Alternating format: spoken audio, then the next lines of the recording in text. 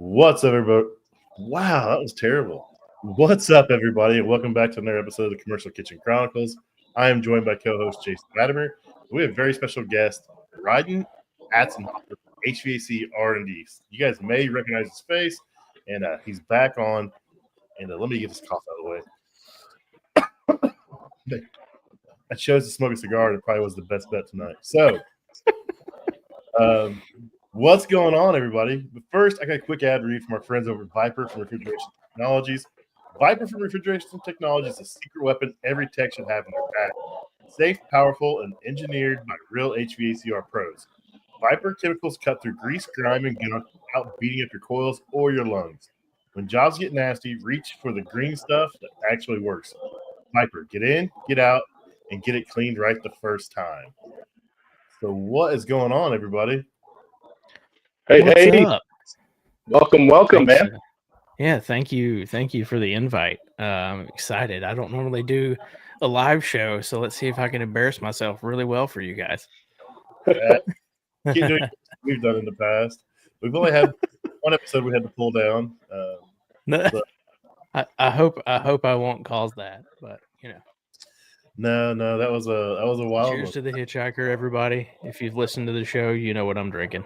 Yeah, Modelo time. I am drinking a hard AF seltzer, 8% green apple. Nice. They're pretty good. I can't get them here, so every time I travel down to your neck of the woods, I stop at like every liquor store in Ohio till I find them, and then I buy them out. We should, if we had to take a drink for the amount of times we've been to each other's neck of the woods and not gotten to get together, we would be hammered before this show started. Yeah, it happens. When I go to some fest, generally it's on a schedule, and they're trying to get their money's worth out of me, and I don't get to hang out much. The first few times I had some extra time, we did meet up and have dinner and hang out with you and the missus, and that was a good time. Yep, we did. So for you guys that don't know, what you got? Ooh, what do you got, sir? In We the got snifter. Woodford Reserve Double Oak. Oh yeah, that's a good Very one. nice. Good one. I just I tried a 10-cup 14er that my wife had bought me last year. I finally opened it for Thanksgiving, and it is fantastic. Oh man, sounds delicious. Nice. That sounds good. I did the Bourbon Trail a couple weeks ago and spent entirely too much money, and I've It's got hard not to. entirely too many bottles now. It was fun. So it was cool. So, I don't know if anybody can rival HVAC J's amount of bourbon bottles that he's got stashed away in that cool cabinet of his. I don't know. Jason's buddy David Jones had a shelf, had like an 8-foot shelf, and then he had boxes in the closet. It was, yeah. He's from Kentucky, so he's all about it, and no bones about it, man. And it's wild down in Florida because you can find the good stuff at like the grocery store. Oh yeah, you can get it at Publix, Walmart, Winn-Dixie, allocated, delicious, and always at retail price. So it's nice.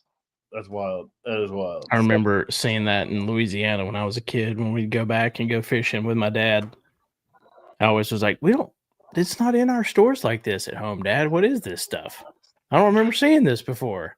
It's like 9-year-old trying to figure out what the liquor aisle was. You were in Florida? No, so my dad was born and raised in New Orleans. My dad was born and raised in New Orleans, so we had a fishing camp. We'd go fish every year, twice a year when I was a kid till I was about 16, and the hurricanes destroyed it. But a lot of good memories were spent fishing in the Gulf. Well, really in the marshes right outside the Gulf. Nice. That'd be fun. So for you guys who don't know Rhydon, he is the host of HVAC R&D. He's on all social media, and let's get right into it. You work for a distributor, correct? So I work in distribution. I was born and raised in the mountains of North Carolina. My dad was a heating contractor, still is. He's 84 and does this every single day. He would not know what to do if he retired. And I worked my way through high school, through college. I paid for college, working in the field 3 days a week, running sales calls, running project management for him when I could. And then when I got out of college, I moved into distribution, which I started with a broom in my hand in Greenville, South Carolina, and worked my way up the chains until I could get into sales. And I've been in one version of outside sales or even in division management for the last almost 16 years now. Nice. That's a pretty cool jump. I mean, starting working with your dad, that's probably, I never worked with my dad, but my kids work with me, and I imagine it's probably pretty rough on them. And today I was pretty mean to my son today. He was catching a little ass. I threw some parts at him and walked away. And the customer kind of gave me a look, and I was like, "It's my son." And he's like, "Okay." Well, and I remember, I'd be in a work truck when I was little, and I was always, he would use me as the distraction from time to time. He'd say, "Hey, go talk to that customer and keep him out of my way," is kind of how I got used from time to time. But, when we'd get back in the truck and he'd start talking to me about the situation or the people. He's like, "Well, what did you think about that person? Or what did you think about the situation you were in?" And he would do that from when I was really, really young. So he always was trying to mold some form of, social intelligence and be able to read the room, see what I was doing, kind of understand how people interacted. And I feel like that's given me, in some ways, it kind of gave me a leg up when I got into sales even younger, because I was already thinking differently than most people probably do. Because most people, when they just go into sales straight out of college, and if they've not been in any situations like that, they're not always looking for the differences or paying attention to the things maybe they should. So that social intelligence has really paid off in a lot of ways. So I'm very grateful that he did that for many, many years. That's great. I mean, anytime that you're applying anything outside of theory, that's all school is. It's theory to get your legs under you. So to have that real world, what do you call it? Thinking is the situation he puts you in. So that's pretty good. Yeah, we're big fans of how you interact with people, and I think sometimes that plays a bigger role in our industry, HVAC industry, any industry, more than actually fixing stuff. Because you can be the greatest tech in the world, but if you can't talk to that customer thinks you're an asshole. They don't want to deal with you. They don't care if you fix their stuff. I mean, how you interact with people is more important than I think how you actually fix stuff some days. In a lot of ways, yeah, it really is. Because people will remember how they're treated way more quickly than they'll always remember if you fix it perfectly the first time. Because it's just the experience, and every time, you're always going to get 9 negative reviews versus the 1 positive one. So the more you can do to try to keep people on the positive side to refer you to people, the better. Yeah, that's for sure. So what does your day-to-day job entail?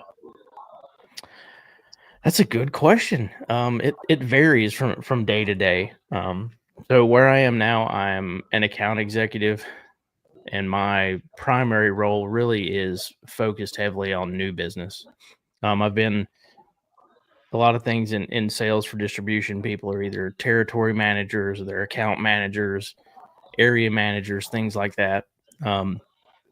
So the way the account exec role is here, it's meant to go and cultivate business. And then we also have additional sales development reps that we work with that I'll be co-assigned to an account with. So I may work an account for 4 or 5 months. And once it gets to the point that they're going to commit and they're going to buy from us, then I start building kind of that next tier of support so that I can have someone that can be in front of a computer most of the day that's there to help with day-to-day stuff. But, 90% of my time, I'm behind a steering wheel. I'm really not in behind a computer as much now as I used to be. So it could be cold calls. It can be scheduled calls. It just depends on what I need to do that day. But it's all about, customer service, customer support, and building to the next sale, building to the next relationship, and seeing how you can develop and cultivate a territory. That's a really good And what's the main product you're selling? So the main equipment product now is Carrier Bryant. Nice. So if you get customers, once you have them committed to purchasing a certain amount of equipment, you tailor customer service and customer support and resources for them with someone in front of a computer that can handle anything to do with warranty or processing claims. Okay. And is that Correct. just So we do. between you and the manufacturer, or are you guys actually doing troubleshooting, customer technical support? So we have customer tech support. That's a whole other layer of support for us. So we have in-house tech support, and then we have, like I said, we have sales development reps that are also work hand in hand. A lot of people that are sales development reps now have also been account managers in the past.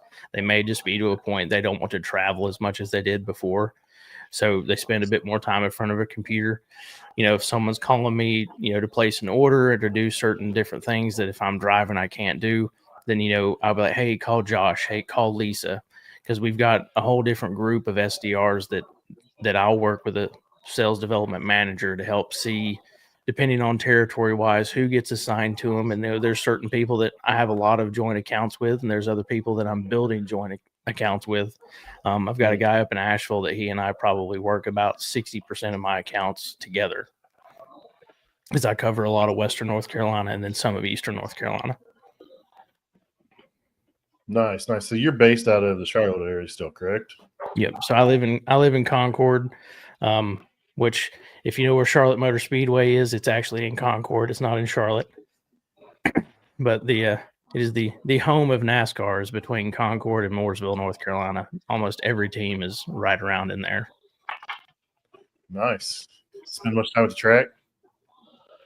So we went to the Roval 400 back in October. It was probably one of the best races I've been to in a while. Really good, lots of action. It was cool to see SVG win his 5th road course in a season. I think that helped him win Rookie of the Year. I grew up, I was a huge Dale Jr. fan. My wife was a huge Dale Earnhardt fan, which we live right around the corner from Dale Earnhardt Boulevard in Kannapolis, since he was from here. The place I used to work, we actually did business with Dale Jr.'s brother. He would come in every now and then, buy a capacitor or buy something, this and there, and he'd be going and fixing it, even though he's a driver too, but they're always tinkering, doing something. That's cool. So, what do you think of the Indianapolis Motor Speedway? It was awesome.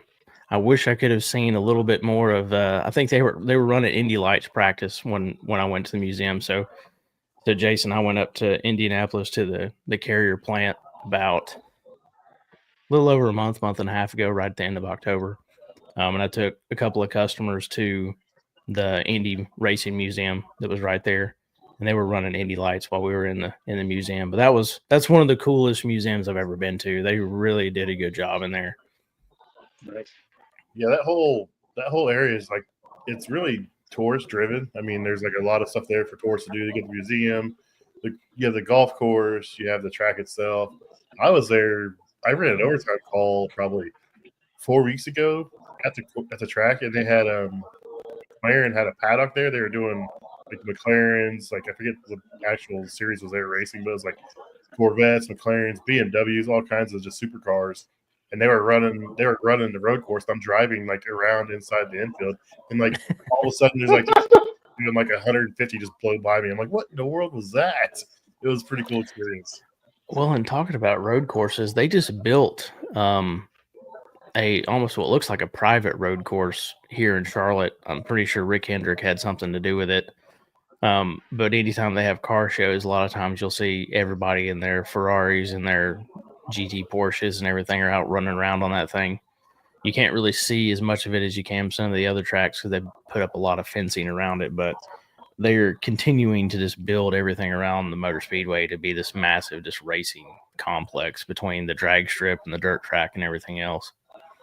Yeah, you're in the home of NASCAR. I'm in the home of IndyCar, and you should see these buildings around here.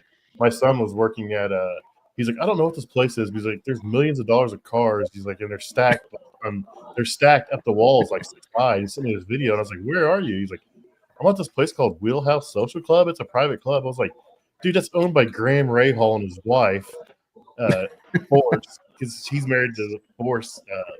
What's her name? last name Forrest, the drag racer.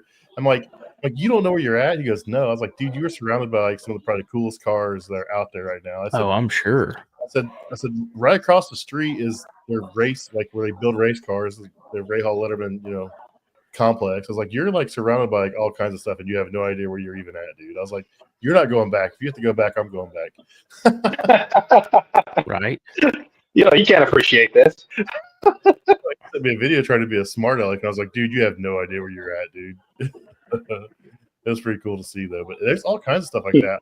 Occasionally, I'll get to work on some. They call them hospitality trailers, and all it is like a big galley kitchen in a trailer. And I'll have to go in there and fix stuff. And like, you have to have this fixed by Wednesday because they leave Wednesday night for wherever. And it's a 2-day drive. I'm like, I'll try my best. I'm like, yeah. It's like, hopefully I can find the part somewhere if it's not something I can fix off the truck. Mm-hmm. Yeah, they don't care, dude. It's wild. But it's a pretty cool city. There's always stuff going on, and it's definitely a race car centered stuff, and it's fun. Well, and I'd never been to Indianapolis, so it was my first time to go through the city. So we did the race museum on Sunday, and then we had tickets to a Colts game that evening. So that was fun to go see, which it was, what is it? The Salute to Service weekend. So we got to see him unroll the giant American flag. That was cool. Oh, that's dope. Were you in the carrier? I'm sure they have a box. They do. They do. So I was in the carrier box. Yeah, I see your pictures. I was like, oh, he's got some pretty good seats. Not too shabby, I will say. They did that one right. Yeah, we do some work in the stadium there. It's pretty cool to work in there, unless you get there and like no one knows what you're there to work on. They're like, oh, like I'm here to work on a cake cooler. Like, well, we have 10. Which one is it? I was like, I don't know. You didn't tell me. They called Cake it in. cooler 5. Where's that one at? The one not temping. Yeah, the one that's not working right now. It was One like, with the foamy beer. well, glycol, and I was like, it's one of the keg coolers, and they said it feeds this one. So they took me down to this room, and it's just full of like glycol line coolers that run along the beer up the walls and stuff. And they open the door, and there's like 20 glycol systems there, and they're all hooked up to the chiller. So there's no air movement in there. You're like, it just smells terrible. I'm like, which one is it? And they're like, well, we have 3 of them down. I'm like, I'm gonna find the serial number. I'm gonna fix the one I'm supposed to fix. I'm getting out of here. Yeah, the yeast infection in your nose. Goodness. Yeah. So HVAC R&D. It's a pretty cool podcast. I've been a guest on there a few years back. Go look at that episode. But it's a pretty cool podcast. What made you decide that you wanted to start a podcast? Some of it came out of boredom in a way. But really it was the height of COVID. I was an outside sales rep. A lot of people know, obviously I had a partner in the beginning. But I've been on my own the last couple of years. But it was really fueled by, I'm an outside sales guy, and I'm used to spending my time with customers. And really, when you've done this job long enough, most of your best friends are your customers too. I mean, they're who you're with the majority of your time. And, I just hated the fact that, when I'm locked in an office, which I could not stand, it's the last thing you want to be when you're used to being on the road and outside all day is locked in 4 walls with no window. I don't know how Jason did that. I don't know how he made that jump. I was like, you're crazy, dude. You're not going to be able to go to an office. I don't know how you. I'll tell you how I do it. I take my laptop and I jump in my truck and I work out of my truck. Yeah. And I mean, the office obviously is a necessary evil, right? No matter what we do. But it was, I couldn't go and see and hang out with the people I was used to seeing and hanging out with. So how could I find another way to reach them? And podcasts were starting to get big. Most of them were still all audio only at the time, which is what I still am. I guess I'm just the old school podcast guy. But I wanted to have a show that guys could listen to on a Friday night when they're driving home, or they could sit on a weekend and crack a beer. They could get a few laughs. They could maybe get a tech tip. They could learn a bit more how distribution works. And it was really meant to kind of be, initially, it was HVAC, beer, and bullshit. That was really what it was meant to be. It was meant to be a good time. And I thought, in a lot of ways, being an audio-only show, I never wanted a guy trying to watch the show on a Friday driving home. I'd rather be able to just listen to it, not need a video aid or something like that. Because the last thing you want is a guy listening to your show and he crashes the work truck on a Friday afternoon. You don't want that shit. So, I felt like being able to have a show that you could just listen to and engage with, but still be able to do what you're doing made sense. Because a lot of how I really got into podcasts was I was stuck in an office and I'm sitting there like I'm going to be working and doing stuff, so I can't just sit there and watch it. But if I've got something to listen to, it was something else that helped you get through the day.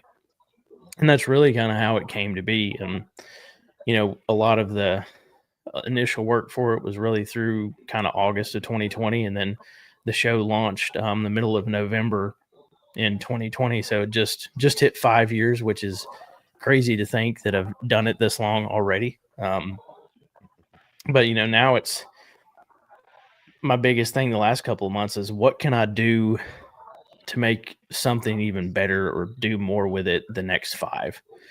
So I've really been trying to focus on developing sponsorships, developing relationships, and starting to figure out what are the things I can add to the show. It's hard to go immediately to all video, which I really like the setup of StreamYard. I've never used it, never really seen it. But I like the way it lets you set it up. I've always used a program called Zencaster, which in the beginning was an audio only platform. They've added video and some other things, but it's still I still just struggled shying away completely from what the original identity of the show was. Yeah, when I first started, I tried to do some visual stuff, and I realized the audio listener just kind of gets left out. They don't see it, so we do this as a way just so we can see each other and talk, but it's still mainly focused on audio side of it. And that's just, podcast is meant to be listened to, and everybody does video now. Spotify, you can watch video podcasts on Spotify. Yep. YouTube, everything. But we do this, and I leave the live stream up. I never pull it back down. It's easier for me to record from this, but I leave it up, because some people just like the video side of it. If you want to watch it on video, you can watch it on video. If you wait till Friday morning, it's out on audio. It's your choice. I just give everybody the chance to do whatever they want. Yep. It's fun though. I like doing it. I like talking to people. I've met a lot of cool people. Met you. I've met Jason because of this, Rich because of this. And it's really changed my life. It's become more of a passion project than Yep. I used to call it a second full-time job, but it's really just more of a passion project. I enjoy doing it, and it's fun. And I'm not gonna lie, there's some days I hate doing it because I'm like, I don't want to do this. I'm grumpy. I'm a little grumpy today, to be honest. But we all have those days. Well, and I think where my struggle has been at times is,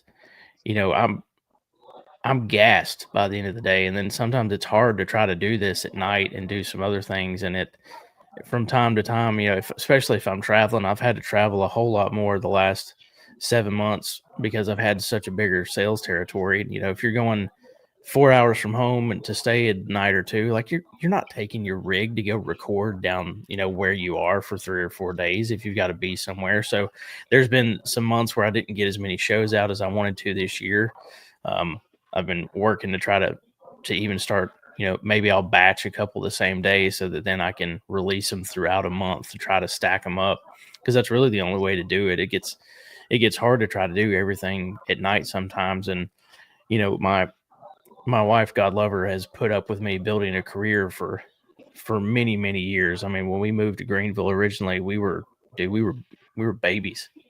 I mean, I was fresh out of college. She was a freshman in college. We were broke as a joke. We were trying to figure out how to live on like $30 a week and eat, because you didn't make shit as a management trainee. And she was trying to go to school when she could, before she started working some. And it just, she put so much on the back burner for so many years. And then, I got into this, and then I was still taking a couple nights a week away. And I said, sometimes dude, you got to stop. It's like we've been married for 12 years, but she's put so much aside that, it's not always fair to her for me to spend every night trying to do this. So I've tried really hard to be more conscientious of what it means to even, our relationship too. And she's always been super supportive. You see her anywhere we go, she's always there to back me up. So it's just, I've really tried to make sure that doing this show is done the right way, and it's more supportive of us as well as just me having a hobby too. That's considerate and respectful. That's The great, best man. part, the best part of having a wife tags along is you get a built-in photographer. Right. Granted, most people would rather take a picture of her than me. So The dogs. I love the dogs. The dog pictures all the time and the videos of the dogs. Don't get him dude, up. I don't know where mine went to. He was up here somewhere. Don't bark. Don't do it. That's Maybe funny. he's laying down, but So AHR is coming right around the corner. I think yep. it's 2 months from Monday or something. Yep. And The countdown is on. It's going to be here before you know it. I've got a couple shows there. You got a couple shows you're recording? Anything? Yep, I've got shows at 11 o'clock Monday and Tuesday. I've got. So you're right after me. Yep. Right so after I think I'm right after you on Monday, definitely. So Yeah, I think Jessica's recording with me Monday, which I've done stuff for RLS, but I've not ever done a show with anybody from them. So Jessica's coming on the show, and then I've got a guy from Hardy is going to be on the show with me Tuesday. Which, if a lot of people don't know what Hardy is, it is a massive organization for distribution. And really, you know, you're the original kitchen podcast. I don't really know many other people that do a lot of kitchen stuff. You know, I don't know. You know, part of the reason I wanted to do this was because there was no one from the distribution perspective.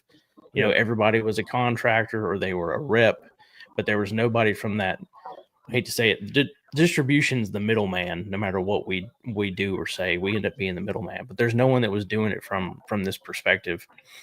So I feel like that's always been some of the advantage of my show. Is it's a different viewpoint, but the fact that I came from the contracting side kind of allows me to talk some of both ways.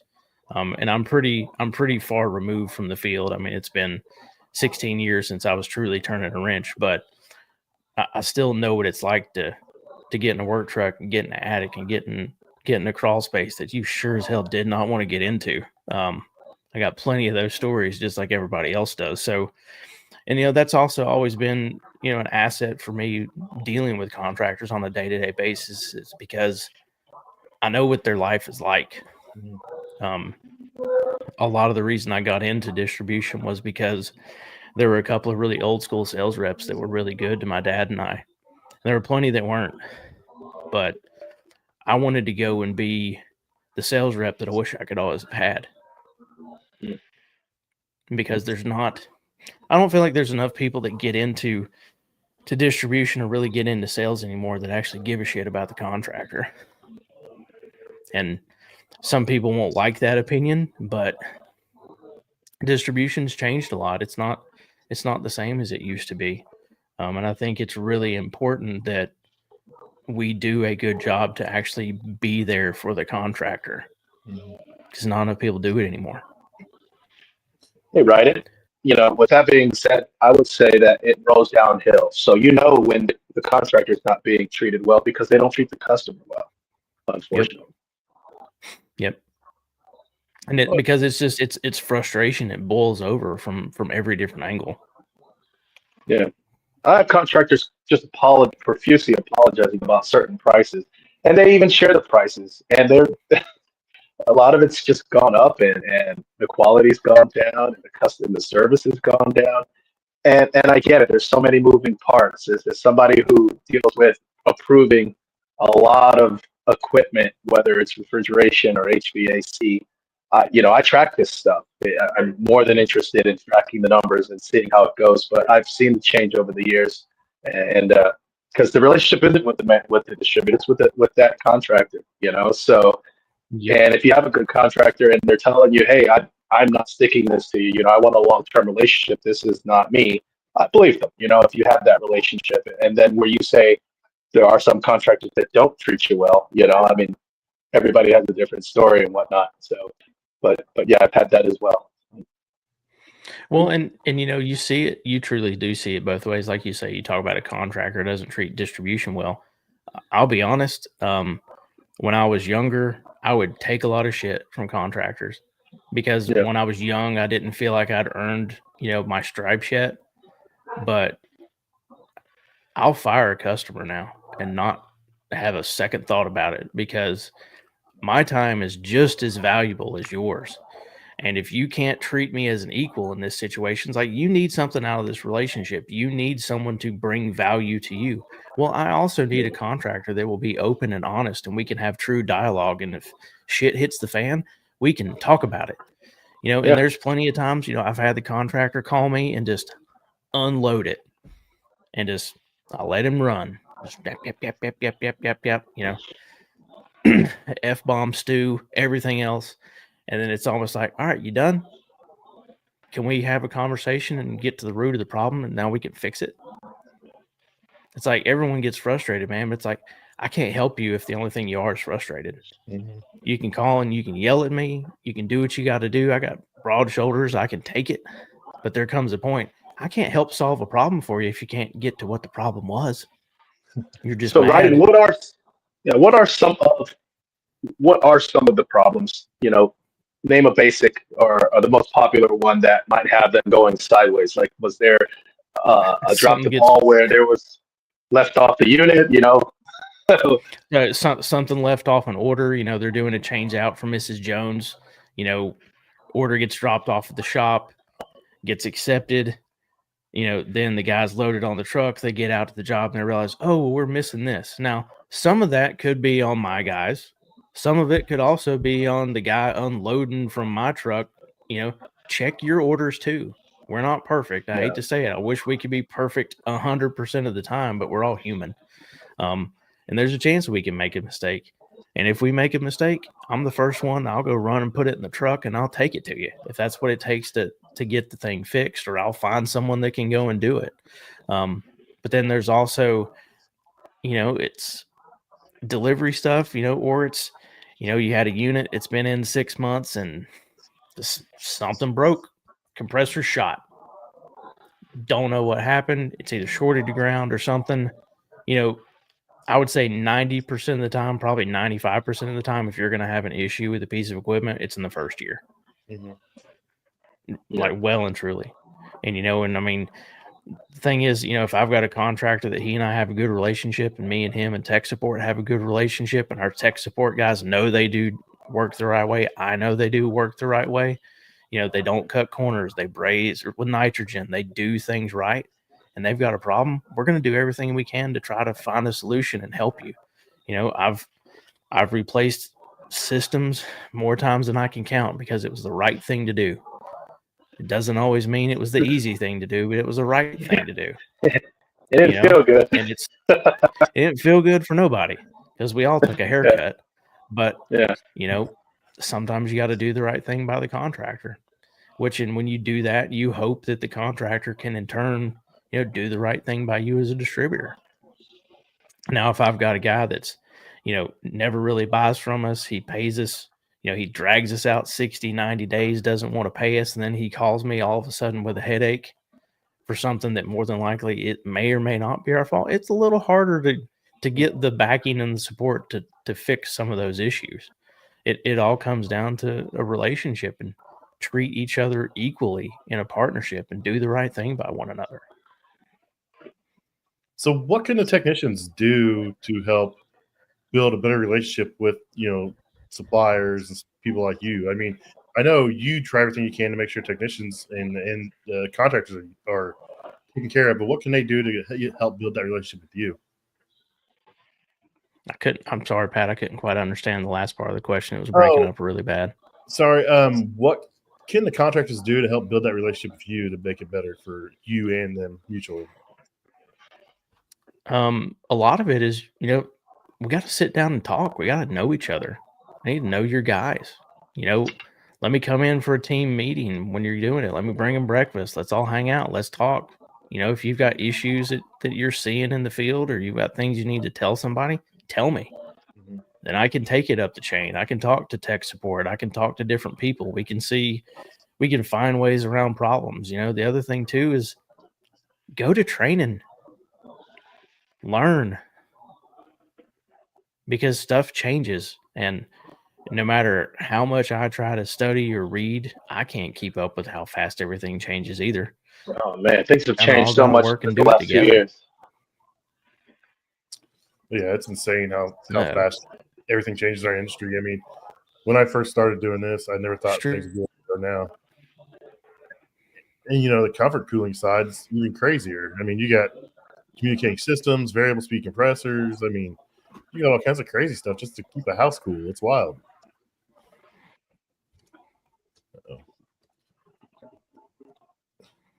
Am I cutting out? There we go. Now you're back. Oh, Yeah, bad. Really bad. oh, that's weird. No, what I said was, everything's changing so fast in all of our industries. We're kind of centered towards restaurants, but on the residential and commercial side, like the residential side is wild. Communicating systems, variable speed compressors, like variable speed fans. I mean, it's crazy out there. I can still hear you. I think you were saying like a lot of things continue to just change really, really fast, like going to different styles of compressors, especially going to inverters and variable speed. I wish more guys would embrace inverter technology because it's where it's going. Mhm. There's no stopping it. That's the way this industry is going. And that's not me saying that there's not a place for single stage and two stage and multi-stage equipment. There's certain applications for every type of equipment. It's about, learning what makes the most sense for the job or the homeowner or the business owner. But I think, the biggest way for us to really help guys be ready for what's coming is, like I said, just go to training, pay attention to what the industry's doing. And, guy used to be on the show all the time. He, talked about the fact that, guys in the field get lucky a lot. And unfortunately, that can sometimes it can set bad precedents for what you think a problem is. Mm-hmm. Yep. There may be a lot of things that were truly diagnosed wrong that got fixed, but did it really get fixed? Not really 100%. So it's a lot of it's about education and seeing what's coming next and learning how to embrace it and move it into your company and look forward. Because homeowners now can look up anything. We do it. We work hard to try to keep as much stuff, specifically to the contractor as possible, but it's the internet, dude. Someone's gonna find it somewhere. Yeah, that's a good point. All these stuff we work on is password protected and stuff, and then like you go in the restaurant and someone's changed the password. I'm like, well, how'd you get that? Oh, I googled it. It was on YouTube. I'm like, thanks. No, I can't get it. So, Rhydon, do you only deal with contractors, middlemen between and the customer before the customer, or do you deal directly with facilities and businesses that want to buy in bulk or anything like that? It depends on the situation. The company I was at before was a manufacturer's rep as well as a distributor, so we kind of did a lot of both. Where I am now, we're primarily distribution. A lot of my focus is more residential, light commercial. I'll change out a group of rooftops. I don't get quite as much into, fans and other stuff that I have in the past. And a lot of times when you're dealing with that stuff, you're dealing more directly with engineers. I don't have the kind of dealings with engineers and straight to facilities leaders as I used to. But I still have those moments. I've got guys that work in the school systems. I've got guys that work in, local municipalities that do different things that all help from time to time, depending on what it is. But I don't deal quite straight directly with owners as much as I used to. Gotcha. Light commercial, what, up to 15, 25 ton? So we have a charter. We can do 60 tons and down. With Carrier now, but we don't do chillers. We don't do anything like that. All that goes through Carrier applied. But rooftop splits, stuff like that, unless it's especially for retrofit situations when we're changing stuff out that doesn't need engineered plans the way it did maybe when it was originally being built. A lot of that is more my bread and butter now than before. Yeah. Swap outs. A lot of change outs. I submitted to get a quote done for a couple of 10 tons today on a rooftop. And that's really where my focus is now, as opposed to where it had been before. But, I've got a place in Chapel Hill that's got a 30 ton and a 10 ton that's going to get changed out. And then I've got some plan and spec stuff here and there, not as much as I used to. I used to do a lot of multifamily stuff as well before too.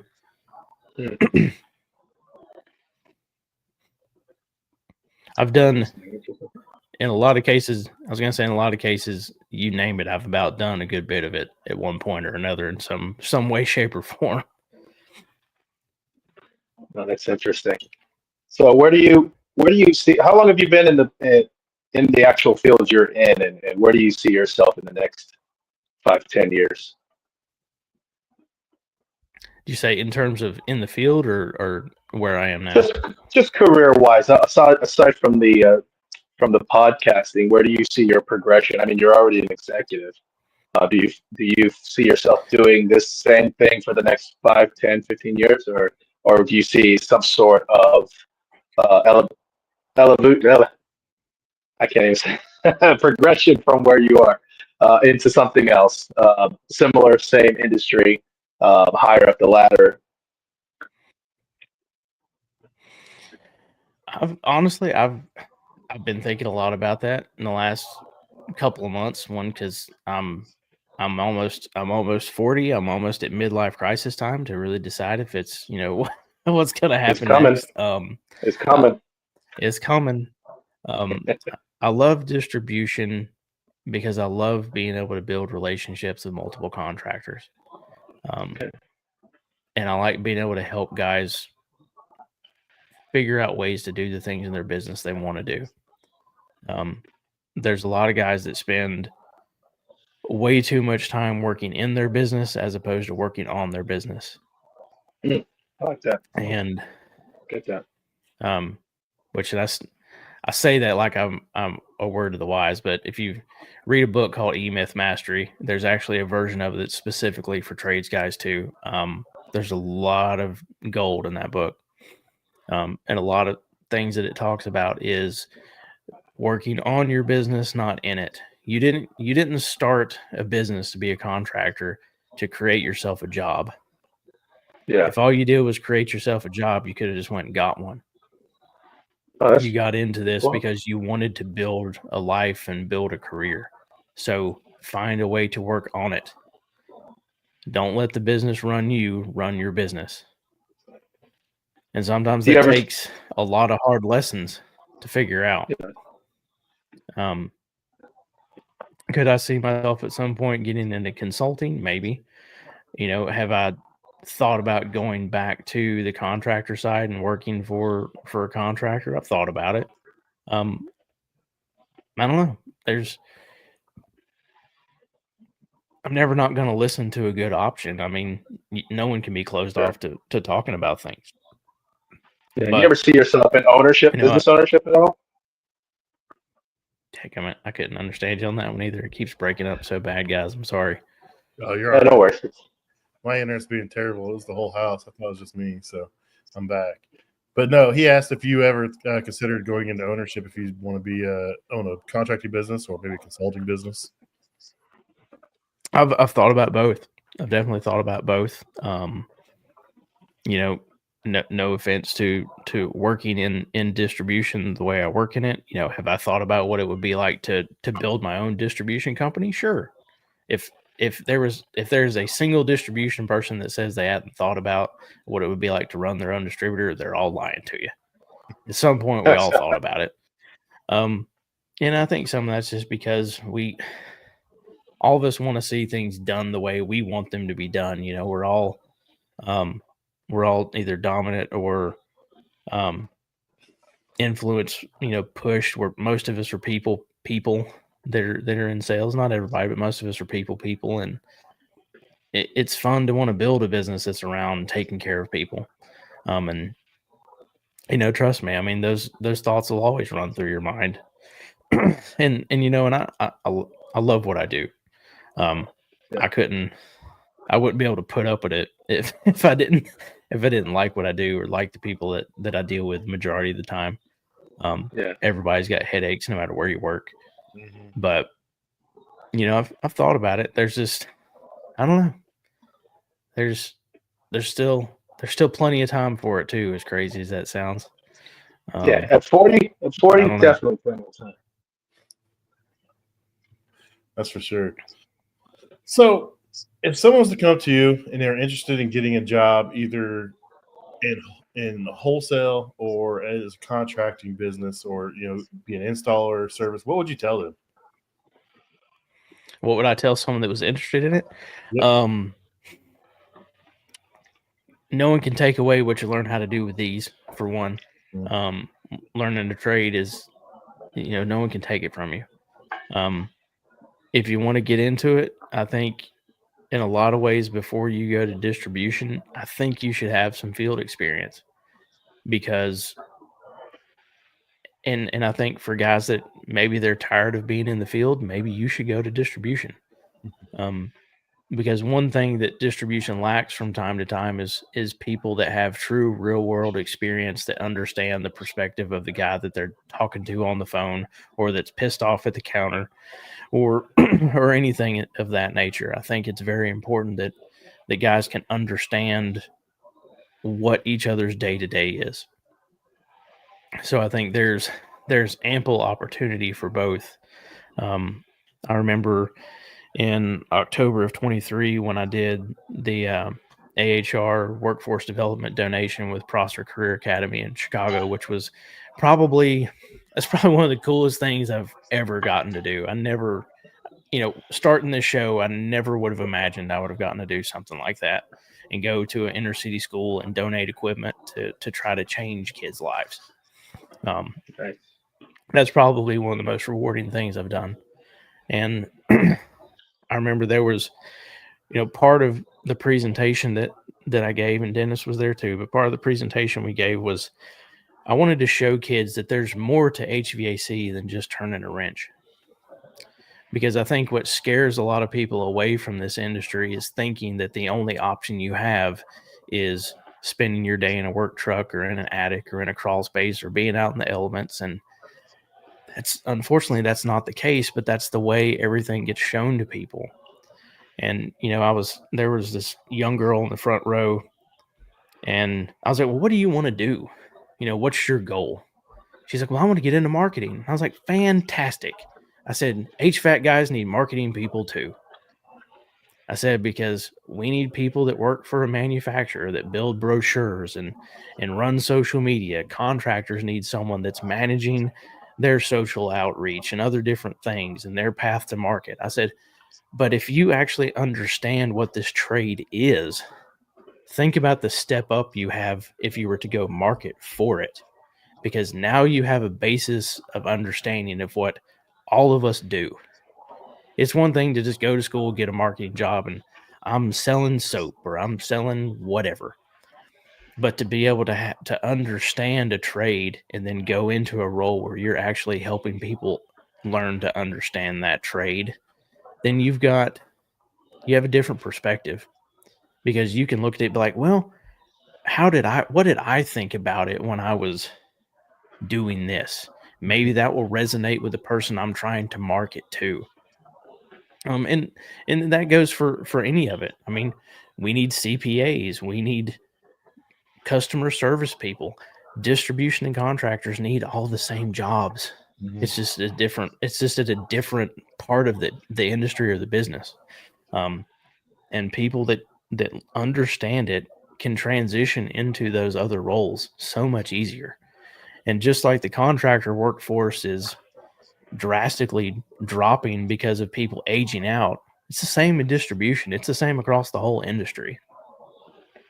So there's, the biggest thing is if you want to get into this industry, go and do it. But it's hard to do anything in it if you just won't be willing to go get your hands dirty for a little bit. You're going to have to. It's the only way to understand it is you got to go get in the shit and figure it out for a while. No, 100%. 100%. So, your podcast is known for having a little fun, getting to shoot A little bit. What is one of your shenanigans over the last 5 years that kind of sticks out a little bit? Ooh. He's got a drink on that. Definitely got a drink on that. I think the majority of my shenanigans are when I first started the show. I used to post videos of me doing stupid stuff in the warehouse all the time. So like I had a video that hit, I don't know, it was probably the first thing I ever had on the TikTok channel back in the day that went anywhere. I think it got like 50,000 views. And I had set up a bunch of boxes of Flex, and then I was on a pallet jack screaming down the Flex aisle, and then I went slaloming through all the Flex on the pallet jack. And then I remember Trade Hounds picked it up at one point, and they blew it up for a little while, which was funny. And talk about an interesting app that doesn't get a lot of love, but it's also really hard to figure out how to use sometimes. Yeah, I was on there. I'm still on there. I haven't been on it in a while. I haven't either. I felt like it was run by the electricians. Yeah, it definitely was heavy. It was very heavy, Sparky. It's very Sparky centric. But no, that was good. Gosh, a lot of it was just getting people to give crawl space confessions on the show. I've got some shows that I felt like the entire show was a guy giving his crawl space confession. Jason, my buddy Jason Holt, he's been on all of his shows were called he was the Ain't No Rest for the Wicked shows. And I could probably have Jason on the show every single week and you'd never hear the same story twice. It never fails. I talk to that dude and we'll talk for an hour and I will hear stuff I've never heard him tell me, and I've known him for over a decade. He's one of the most interesting characters that I've ever met in this industry. Dos Equis guy, huh? I can't remember if he was Dos Equis guy or not. But he was, dude, he's fantastic. And he's such a good dude. I've met so many, I know you said it kind of at the beginning of this, like I've met so many good people because of this show. So many people that I never would have met, such as yourselves, which, like I said, you mentioned that in the beginning too. But, I never would have imagined that I would have, a massive Canadian listener base either. That never crossed my mind. Those guys are hilarious. I love them all. I never saw that stuff coming. Never saw it coming. Yeah. Jay, the doctor, and I always butcher Foodie's name, so I never say it. I refuse to say it. Ilya Martinovich. Yeah, I can't. I refuse to say him. It. Oh, he's great. Dude, I like that. I just call him Foodie. When I showed up at Tactical in Orlando, and like I looked over and like he was like ducked down behind something because I didn't know he was coming. Kristen knew he was coming. Like, dude, I freaking cried. Like right there. I couldn't hold it back. Yeah. He's a good dude. He was helping set up and stuff, and I got to talk to him quite a bit. He's a really good. No, he's fantastic. I mean, I've met, and just like you said, so many good people. Now there is some crazy ones out there. There's probably some that'll get you in trouble, but most everybody is. No, there's some that'll get you in trouble. I will say that. But I've had. You also learn. You learn which ones that got your back too. Mm-hmm. Straight up, there are a few more genuine souls than HVAC Doc. There are very few. Yeah, he's a good dude for sure. So we're coming up towards the end. It's almost an hour. What do you look forward to for the next 5 years with HVAC R&D? I know you're doing Gumi stuff. So that's, dude, that's been fun. So I love Rachel Pleen up in Canada. Another Canadian. She and I have a massive love for Formula One racing and HVAC. And one day I was just like, you know what? Let's just have a show. we'll make a bonus show. We'll run it through R&D. You know, this will give us an excuse to talk a couple times a month anyway. And, you know, we did a really great job like the first half of the season. And then it was summertime, go, go, go. So then we missed like 4 months. We just put a show out yesterday. And basically we're like, well, here's all the ones we missed.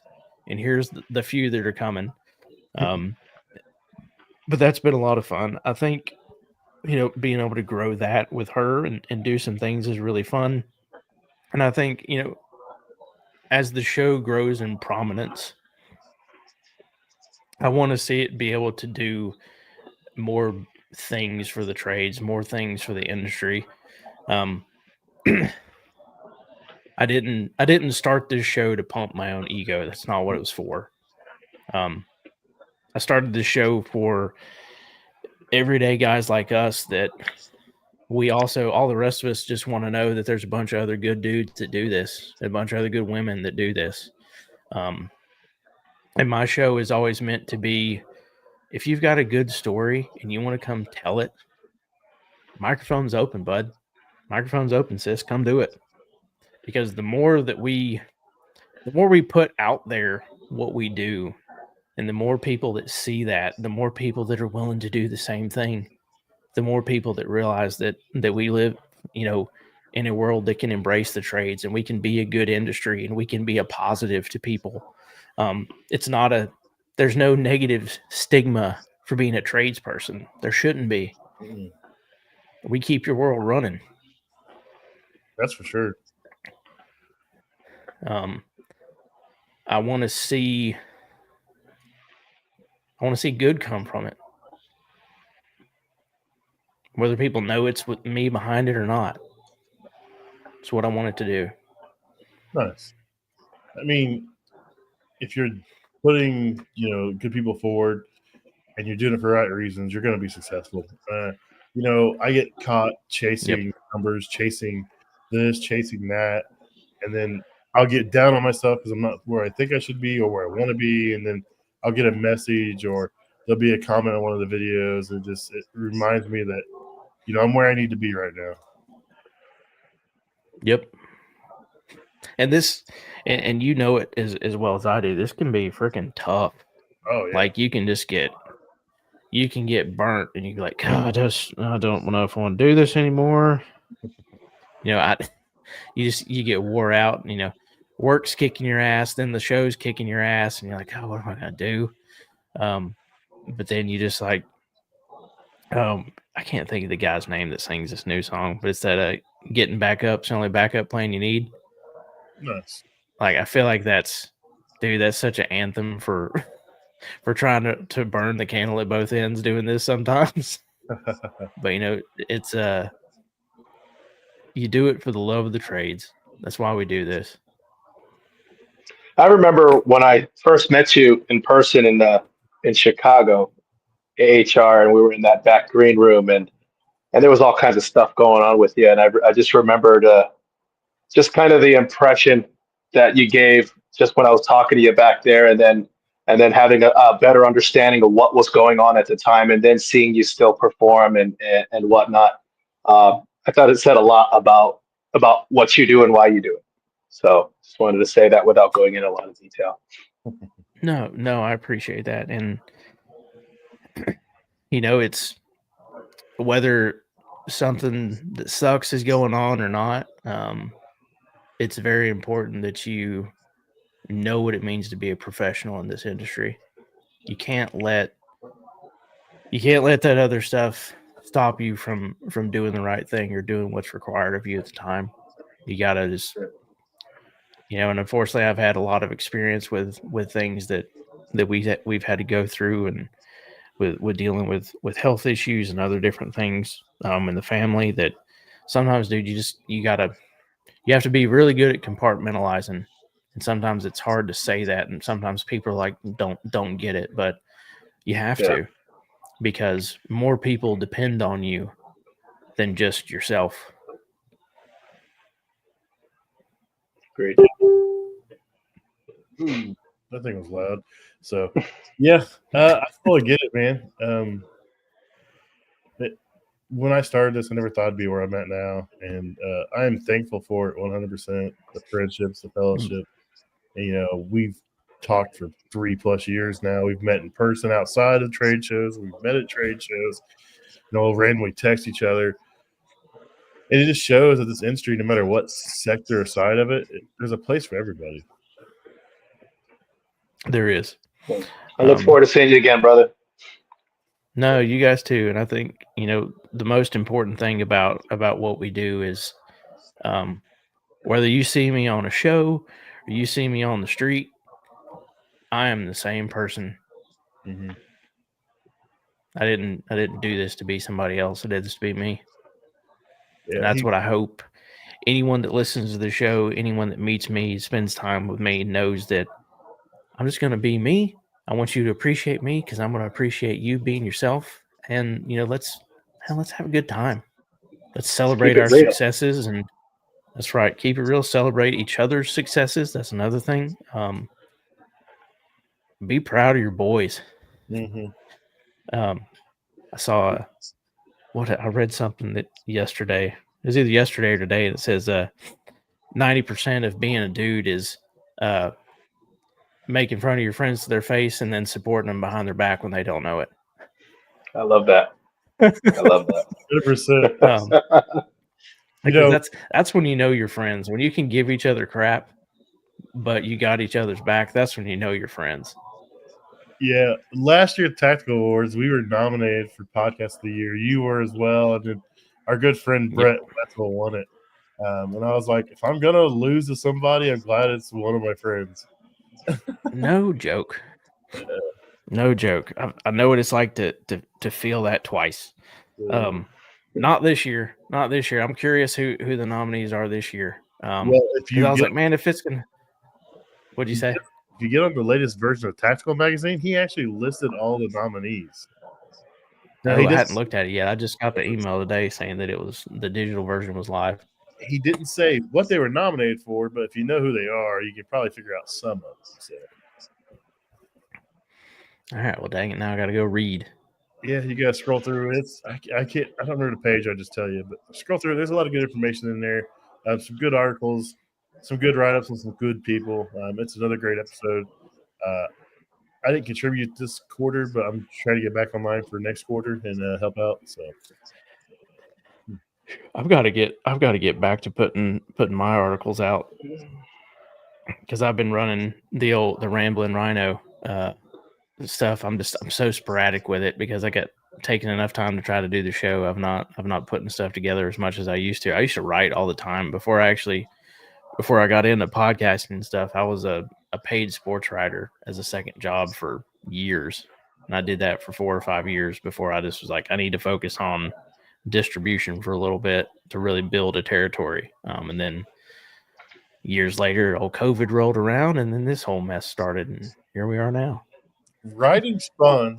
It's different. I never thought I'd like writing, but I actually enjoy it when you sit down and force yourself to do it. I have ADHD, so it's really hard to force myself to do it. But I always have understandable. I like to do blogs on the website, but sometimes I'll write a blog and then I'll run it by my HR department for the podcast, and it gets shut down pretty fast. So I started listening to old shows for a little while, and then I was putting together articles kind of based on the older shows, just trying to bring some of that stuff up. Because dude, there's some funny stuff in some of those first episodes. The dang pig story, I think it's episode 2 when I talk about. I won't get into that, but dude, go listen to that. That's one of the weirdest friggin' service calls ever. I don't have to worry about pigs. I have worked on some farms occasionally. They'll have a kitchen or something, something weird, but